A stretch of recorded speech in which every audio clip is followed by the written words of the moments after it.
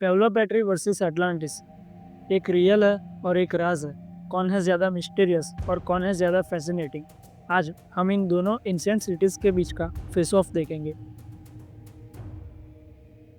सोचो, एक ऐसा शहर जो आज तक सिर्फ हमारी इमेजिनेशन में ही रहा है और जो अपनी एडवांस टेक्नोलॉजी और ज्ञान के लिए प्रख्यात है। ग्रीक फिलोसोफर प्लेटो ने अपनी टाइमेयस नाम की किताब में जीसस के बर्थ के 400 साल पहले इस शहर का जिक्र किया था। और इस शहर का नाम वो तो आप सब लोगों ने सुना ही होगा, एटलांटिस। लेकिन क्या यह शहर सच में एग्जिस्ट भी करता है या ये सिर्फ एक मिथ है? और दूसरी ओर है पेवलो बैटरी, जिसके काफ़ी सारे प्रूफ्स आर्कियोलॉजिस्ट के हाथ में हैं और जो दुनिया की सबसे पुरानी अंडर वाटर सिटी है, जिसकी खोज निकोलस फ्लेमिंग ने 1967 में की थी। तो आज के इस वीडियो में हम इन दोनों शहर का कंपैरिजन करेंगे, हिस्ट्री, मिस्ट्रीज और हिडन सीक्रेट्स के साथ। और वीडियो के अंत में आप मुझे ज़रूर बताना कि कौन सी सिटी आपको ज़्यादा फैसिनेट करती है।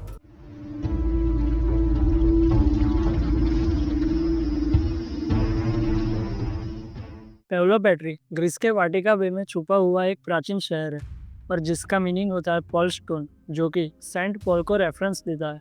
और हाँ, पेवलो बैटरी को लोग पोलो बैटरी भी बुलाते हैं।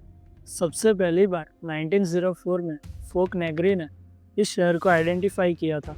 वो एक जियोलॉजिस्ट थे और जब वो ग्रीस के लैकोनिया कोस्ट के पास बैठे थे तब उन्होंने इस शहर के पुराने स्ट्रक्चर्स देखे थे। लेकिन उस समय पे गवर्नमेंट ने उनके रिपोर्ट्स को इग्नोर कर दिया था। और उसके बाद 1967 में निकोलस फ्लेमिंग, जो कि एक डाइविंग एंथुसियास्ट थे, उन्होंने ग्रीस में डाइविंग करते करते इस शहर को आइडेंटिफाई किया था। और उसके बाद 1968 में कैम्ब्रिज यूनिवर्सिटी के आर्कियोलॉजिस्ट ने इस शहर को मैप किया था। उस ज़माने में पेवलो बैटरी मेन लैंड का हिस्सा हुआ करता था और वो एक इलेफोनिस नाम के आइलैंड से ज़मीन की पतली डंडी से जुड़ा हुआ था। लेकिन राइजिंग सी लेवल्स और अर्थक्वेक ने इस शहर को डूबने पर मजबूर कर दिया था। उसके बाद ग्रीक और इंटरनेशनल आर्कियोलॉजिस्ट ने ऐसा कंक्लूड किया था कि ये प्रोसेस कई सालों तक चली थी, ना कि ये सब सिर्फ एक फ्लड की वजह से हुआ था।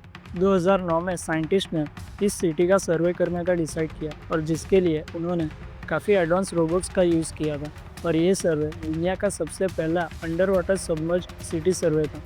और उसके बाद काफ़ी सारी नई नई डिस्कवरीज हमारे सामने आई।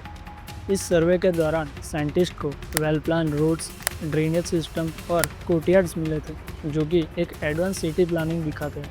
और तो और साइंटिस्ट को कम से कम 15 बिल्डिंग्स मिली थी, जो कि समुंदर में 3 या 4 मीटर अंदर डूबी हुई थी। लूम वेट्स भी मिले, जो कि एक टेक्सटाइल इंडस्ट्री एग्जिस्ट करती थी उसका निशान था। लेकिन आज ये शहर खतरे में है, क्योंकि छोटी बोट्स और बड़े जहाज के मूवमेंट्स ने सेडिमेंट्स को शिफ्ट करना शुरू कर दिया है और कुछ कुछ आर्टिफैक्ट्स तो चोरी भी हो गए हैं।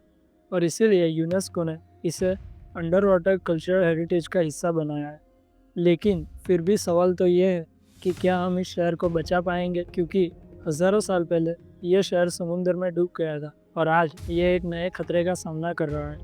ये इतिहास एक हज़ारों साल पहले ज़मीन पर रहने वाले सिविलाइजेशन का एक अद्भुत इतिहास है और अगर हमने इसे गवा दिया तो हम बहुत कुछ गवा सकते हैं। अभी बात करते हैं अटलांटिस की।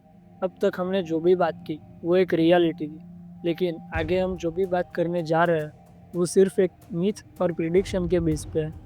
एटलांटिस का पहली बार जिक्र ग्रीक फिलोसोफर प्लेटो ने 360 सीए में किया था और उनके डायलॉग्स टाइमेयस और क्रेटियस में ये लिखा है कि एटलांटिस एक समुद्री साम्राज्य था और उसने दुनिया के कई हिस्सों पर राज किया था। तो अगर एटलांटिस रियल था तो वो कैसे दिखता था, यह सबसे फैसिनेटिंग पार्ट है। कई थियरीज ये कहती है कि एटलांटिस हमारे ज़माने से भी हज़ारों साल आगे थी। लेकिन कैसे? इसका जवाब है एटलांटिस की एडवांस टेक्नोलॉजीज के पास क्रिस्टल एनर्जी टेक्नोलॉजी थी, जो एक एनर्जी का पावरफुल सोर्स था। थियरीज के मुताबिक ये क्रिस्टल्स इलेक्ट्रिसिटी और वायरलेस पावर ट्रांसमिशन का काम करते थे, बिल्कुल निकोला टेस्ला के फ्री एनर्जी कंसेप्ट जैसे। और एटलांटिस के पास एंटी ग्रेविटी फ्लाइंग मशीन्स थे। कुछ लोगों का मानना ये था कि ये इतने एडवांस थे कि वो यूएफओस जैसे दिखते थे। प्लेटो ने मेंशन किया था कि एटलांटिस के लोग ऑरिकैल्कम नाम के एक धातु का यूज़ करते थे, जो कि गोल्ड से भी ज़्यादा वैल्यूएबल। सरप्राइजिंगली साइंटिस्ट ने मेडिटेरेनियन सी के कुछ एंशिएंट सीक्रेट में से ऐसे मेटल्स की ट्रेसिस पाई है जो कि ऑरिकैल्कम के डिस्क्रिप्शन से मिलता जुलता है। अभी बात करते हैं एटलांटिस के आर्किटेक्चर की। एटलांटिस एक ग्रैंड सर्कुलर सिटी थी जो कॉन्सेंट्रिक रिंग में से बनी थी। ये रिंग वाटर और लैंड के अल्टरनेट लेयर से बनी थी, जिसमें गोल्ड और सिल्वर से सजाया गया एक बड़ा टेम्पल था। हर एक लेयर डिफेंस और ट्रेड के लिए बना था। एटलांटिस के ब्रिजेस और वाटरवेज को एडवांस हाइड्रोलिक टेक्नोलॉजी से चलाया जाता था। एटलांटिस में एक बड़ा भव्य मंदिर था जो समुद्र के देवता पोसेइडन को समर्पित था। इस टेम्पल के पिलर्स सॉलिड गोल्ड से बने थे और अंदर एक मैसिव पोसेइडन की स्टेचू थी जो ऑरिकैल्कम और प्रीशियस जेम से सजाई हुई थी। एटलांटिस का सबसे बड़ा मिस्ट्री ये है कि अगर ये इतनी बड़ी एडवांस सिविलाइजेशन थी तो आज क्यों नहीं है?